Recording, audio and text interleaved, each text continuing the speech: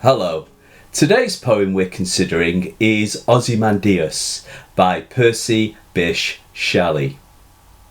Before we start, if you haven't yet subscribed to our channel, it would be greatly appreciated if you would. Thank you so much. I have the poem here, so let's start. I met a traveller from an antique land who said, "Two vast and trunkless legs of stone stand in the desert.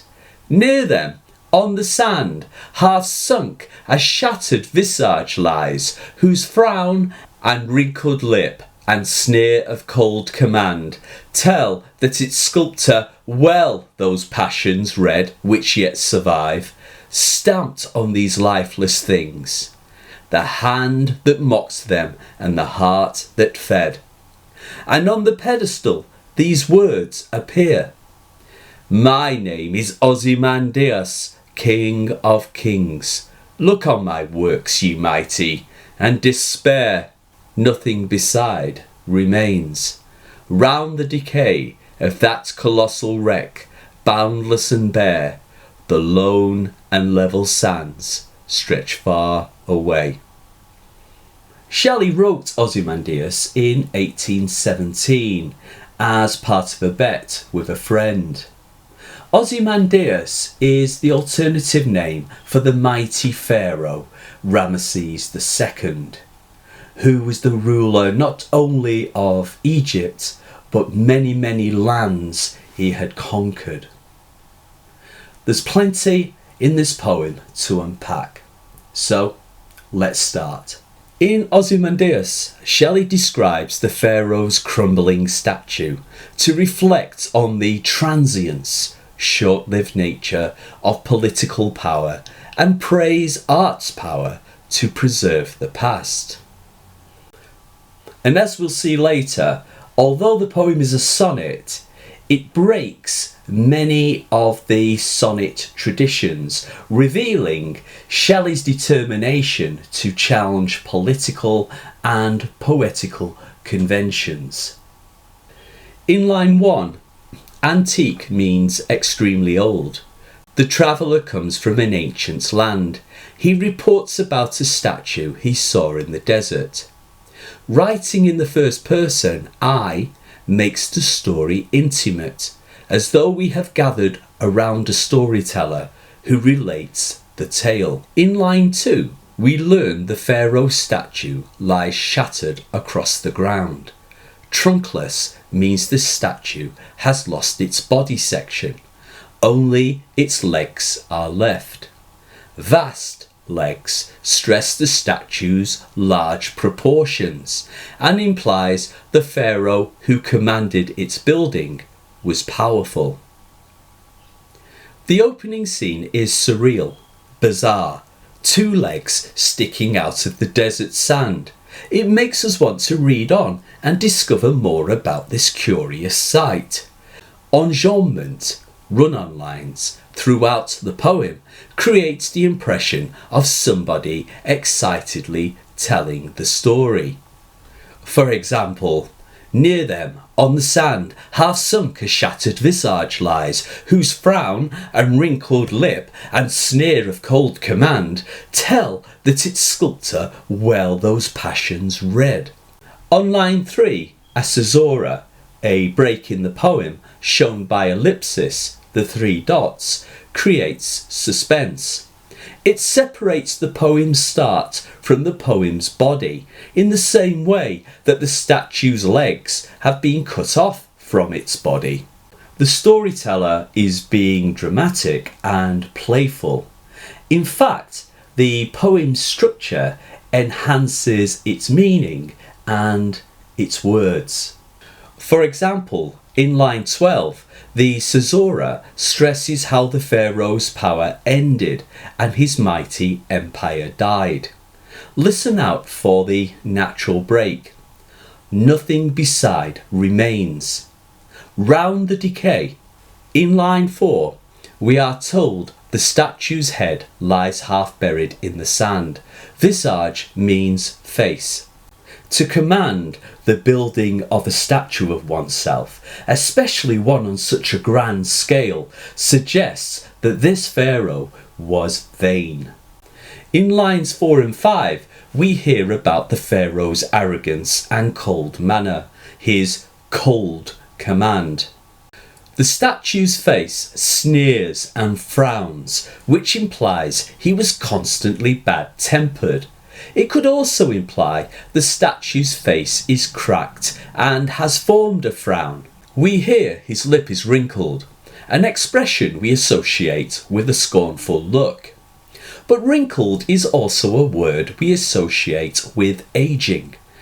Even the statue looks aged, and by implication, rather than being godlike and immortal, the pharaoh is mortal, subject to time's ravages like everyone else.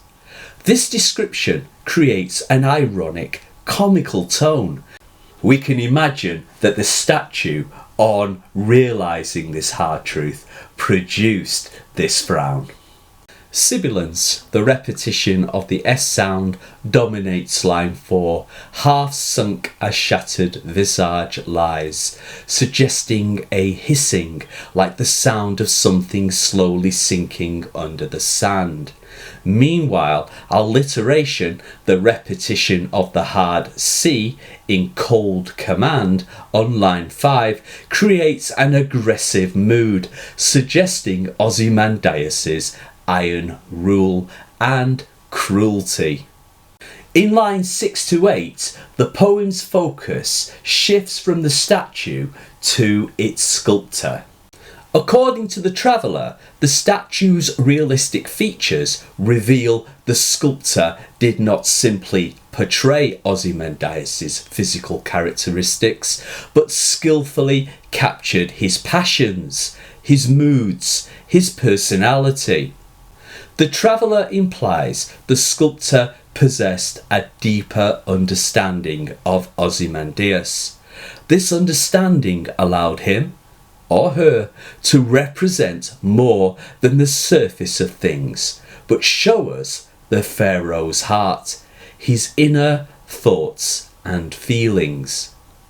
Line 8 is notable because it makes a subtle pun by playing on different meanings of the word mock.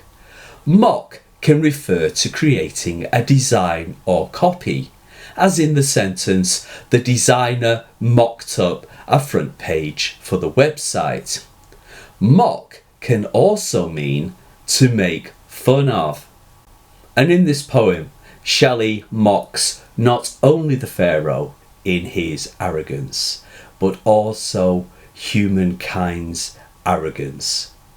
Therefore, in line 8, the traveller is simultaneously saying that the sculptor made an excellent likeness of Ozymandias, and that by portraying Ozymandias' cruelty so vividly, that the sculptor ridiculed, or at least implicitly critiqued him. It was more than likely implicitly. After all, that sculptor did not want to be executed.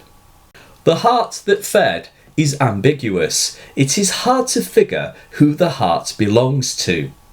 The hand mentioned in the first half of line 8 belongs to the sculptor and not to Ozymandias, so we may presume the heart belongs to the sculptor.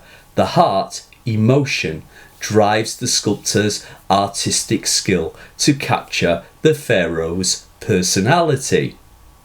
Equally, the heart can be read as belonging to Ozymandias, in which case the heart is feeding Ozymandias' passions. What is interesting is that in either interpretation, it is the sculptor's skill, the sculptor's art, that has allowed Ozymandias' passions to survive through time. Either the sculptor's art has captured and portrayed Ozymandias' heart, or the sculptor's art, driven by his heart, has captured Ozymandias' passions. It is only art and not political might that gives Ozymandias a sort of immortality. Shelley's use of enjambment at the end of line 6 stretches the phrase about Ozymandias' emotions surviving through art into the next line. So as a line describes something surviving or stretching across time, the line itself stretches as well. Line 7 is then marked by the use of a caesura in the form of a comma after the word survive, followed by a shift in meter. Stamped on is trochaic, not iambic, which yet survive stamped on these lifeless things. The caesura and unexpected stress on stamp emphasize the word and, by extension, how an artist can turn the lifeless stone into something living, can stamp life into it. Something Ozymandias, despite his might, could not achieve. Further, by discussing the sculptor's skill, Shelley associates himself with him, to remind us that he is as artistically skilled as the sculptor his poem praises. Lines 9 to 11 refocuses on the statue to introduce irony. Line 9 refers to the words written on a pedestal at the statue's base. The pharaoh wanted the words to frighten and fill with dread anyone seeing his statue. The words proclaim, "My name is Ozymandias, King of Kings. Look on my works, ye mighty, and despair." Ozymandias' foolishness and vanity are stressed by his failure to realise that his image, like his empire, would never withstand time's deprivations, weather and warfare. Yet ironically, the pharaoh's words still have the power to fill with dread anyone reading them. The shattered statue reminds them that life and power are fleeting. Anything we seek to create for eternity will not last. We do not last. Nothing else remains, followed by the caesura, ratchets the irony of Ozymandias' failed claims to another level. First, the line links the statue fragments to rotting human flesh rather than stone. They are decay, and the words remains in the phrase "nothing beside remains" could just as easily refer to human remains or a corpse as it could to the verb to remain. Through this language, the poem connects the statue's collapse to Ozymandias' death, both his literal death and his death from history in being forgotten. In lines 13 and 14, the poem moves from the statue to focus on its surroundings. Of that colossal wreck, boundless and bare, the lone and level sands stretch far away. The statue is surrounded by seemingly boundless and bare sands, desert, that stretch far away. The desert and its sands symbolise time's power and destructive reach. Compared with the boundless desert, the statue is tiny and insignificant. It allows us to reflect that time is mightier than any king, more powerful than any mortal. The desert sands represent the sands of time, a familiar metaphor as sand was used in hourglasses, where we literally see time slipping away. Time will eventually destroy all human-made objects, including ourselves, and like the once mighty emperor, we too will decay. Level sands implies that time, like death, is a great leveller, and takes rich and poor alike. The sibilants in boundless sands and stretch recreate the sound of shifting sand. Assonance, elongated vowel sounds in the final lines force us to read and contemplate the poem's important message, that the desert, and by implication, time's expanse, dominates everything. Of that colossal wreck, boundless and bare, the lone and level sands stretch far away. The capitalisation of wreck stresses the enormity of the destruction time and the desert have wrought upon the statue. The ending leaves us pondering several important themes. Let's consider these. One major theme is power's limitations and transience. The statue symbolises worldly power, and its destruction implies this type of power is temporary. Empires rise, but eventually fall. Relative to time's sway, they last an eye blink. This reflection on power's ephemerality, its fleeting nature, and the illusion of power is important because Shelley may be alluding to, referring to, the fledgling British Empire expanding across the globe at the time and dominating European affairs after Britain's major role in defeating Napoleon at the Battle of Waterloo in 1815. It is reasonable to speculate part of Ozymandias is an allusion to Napoleon's grand ambitions to be Emperor of Europe. Once mighty and all-conquering, he had campaigned in Egypt like a modern Alexander or Roman emperor, hence the poem's Egyptian connection. Yet his ambitions came to nothing. The poem is also a meditation on hubris, pride and ambition, which often lead to a fall. The poem was written only 2 years after Napoleon's defeat at the Battle of Waterloo, and therefore is topical.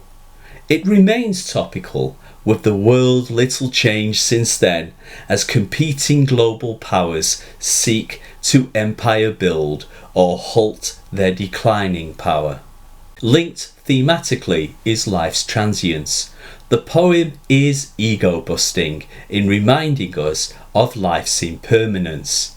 It lends perspective concerning our place in the grand scheme of things and asks us to consider, will all our deeds turn to sand or dust? However, Shelley's poem should not trigger an existential crisis. It is far from doom-laden or gloomy. It is comical, ironic, and positive. He suggests art is one way we can preserve memory and ensure remembrance of lost times, places, and faces. The poem is an example of this and supports his argument. Through literature, Ozymandias is remembered, preserved in these lines. Perhaps not how the mighty king intended to secure immortality, but through art, his statue, the storyteller, and the poem, his name lives on. Even the poem's title bears his name. Another theme explored and thematically linked is humankind versus nature. The poem suggests nature always prevails, wins, but art can gift humans immortality of sorts by capturing the essence and memory of a person. For good, Shakespeare lends immortality to his lover in Sonnet 18, or ill, like the vain Pharaoh of this poem. Also, the traveller's tale would be lost to us if it were not written down. thus supporting Shelley's premise that writing can provide a means of preserving and granting immortality of sorts. Linked to this is the wider theme of art's power to preserve our essence, our thoughts and feelings, passions that drive us through life. The storyteller implies the sculptor possessed a deeper understanding that allowed him or her not just to represent the surface of things, but to know and recreate the king's essence, what he was like as a person.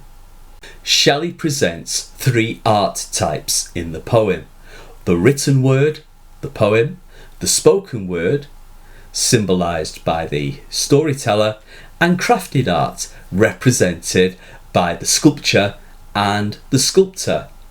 All can vest immortality of sorts. Now let's look at Shelley's fantastic use of irony and his in-joke. The poem's ironic tone is captured in the words on the pedestal. Although they contain an important message, they are also Shelley's joke.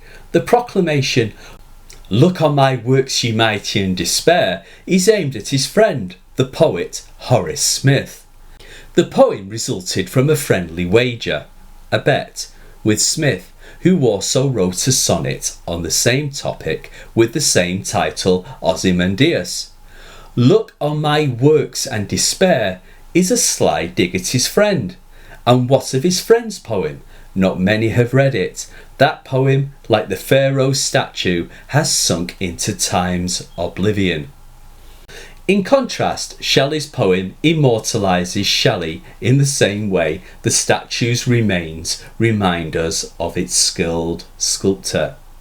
Let's look at the poem's technical features, its form and structure. Its narrative structure is interesting. It is presented as a tale within a tale, a framed narrative. The audience is twice removed from what is described, exaggerating their distance in time and place from its subject. Ozymandias. The speaker is telling us a story he heard from a traveller. From the second line onward, the speaker reports the traveller's story, which appears in quotes. This Zora on line 2 signals the switch in narrator.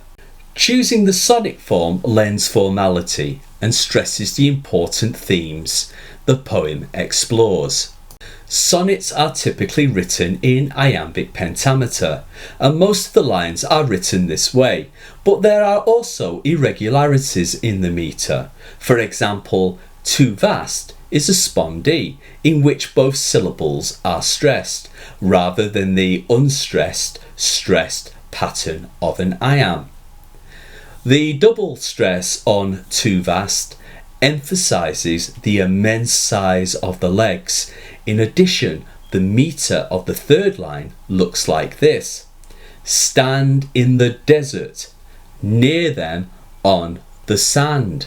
The line starts with a truckee, "stand in," that puts unexpected stress on the first word, again emphasising those immense legs standing in the desert.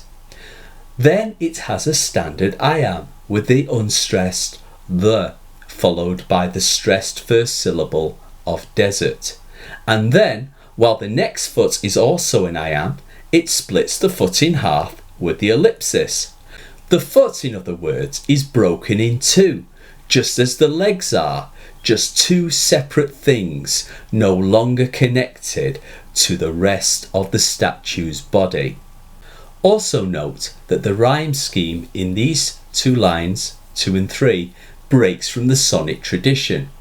In a typical Shakespearean sonnet that follows a typical ABA, BC, DCD pattern through the first 8 lines of the poem, a new rhyme, the C rhyme, would occur at the end of line 5. However, Shelley has put an extra A rhyme at that location with the word command. So lines 1, 3 and 5 all rhyme. There are various ways to interpret this broken rhyme scheme, all of which are valid. First, it emphasises the word command, and therefore Ozymandias' former political power. Second, breaking the rhyme scheme here thematically connects with the broken statue. Third, it's possible to argue that Shelley implies that time broke Ozymandias' cruel commands as easily as he broke the commands of the sonnet form. Shelley also plays with rhyme in these lines, but in another way. Frown in line 4 is supposed to rhyme with stone in line 2, but do not quite have matching vowels. It is an example of a slant rhyme. Here, the discordance introduced by the slant rhyme can be read as another way of breaking the traditional pattern of the sonnet, or suggests that Ozymandias' belief in his immortality was misplaced. That Shelley achieves immortality of sorts through writing of life's transience is doubly ironic. Thank you so much for watching this video. I hope you found it interesting and helpful. If you did, please hit the like button below.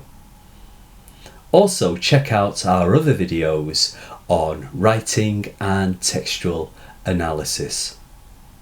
If you haven't yet subscribed to our channel, it would be greatly appreciated if you would.